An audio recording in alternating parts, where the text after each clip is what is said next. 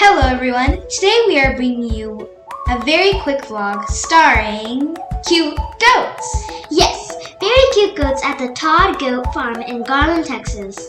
This goat farm was featured in our local Dallas news, and so we thought we had to check it out.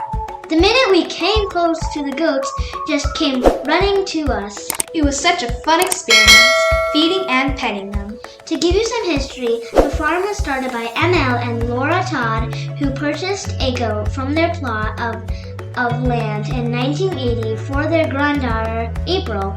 Since then, the farm has been home to dozens of goats, cows, and chickens.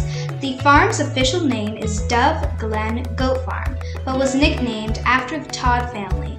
The farm has allowed visitors to interact with goats since 2006. Just so you know, if you drive by this area, feel free to stop by the side of the road and say hi to our cute goats. You may bring bread or veggie peelings to feed the goats. Keep in mind, don't feed them anything else other than bread or veggie peelings.